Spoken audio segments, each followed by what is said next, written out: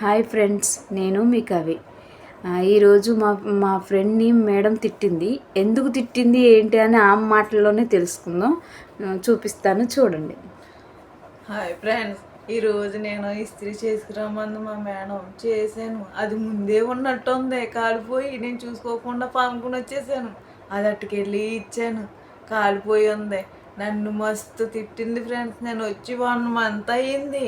నాకేమొచ్చా ఆమెకిన పెట్టమంది.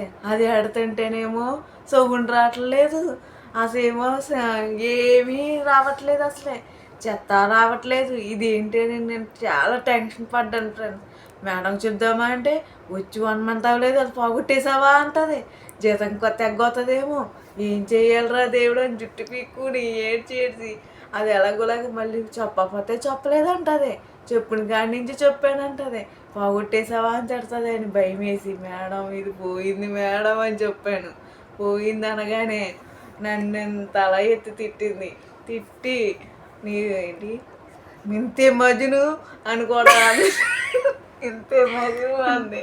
నాకు ఆ మాటకి ఏమందో నేను మజునునే అనుకున్నాను. మజును అంటే నీకు పిచ్చా, వచ్చింది ఎలా అవ్వలేదు, నీ అన్ని పోగొట్టేస్తున్నావు, జీతం కట్ చేసేస్తాను నేను నీకు, లేదా పోలీస్ స్టేషన్ తీసుకెళ్తాను అని అంటుంది ఫ్రెండ్స్. నాకైతే చాలా భయంగా ఉంది. వచ్చి ఇక్కడికి వచ్చి ఇరుక్కుపోయిలా ఉన్నాను. ఎందుకు వచ్చాను రా దేవుడా అనిపిస్తుంది. ఏ చేసినా నా మీదే అంటున్నారు, నన్నే అంటున్నారు. ఏ చేయకపోయినా నన్నే అంటున్నారు. ఫ్రెండ్స్, విన్నారు కదా.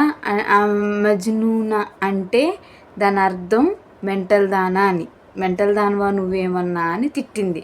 దానికి అర్థం కాలేదు కదా. నా దగ్గరకు వచ్చి అక్క ఇట్లా నన్ను మెజ్నూనా అంది, మెగ్నూనే, దాని అర్థం ఏంటి అంటే ఇదని చెప్పిన. తిట్టింది పాపం, బాగానే తిట్టింది. సో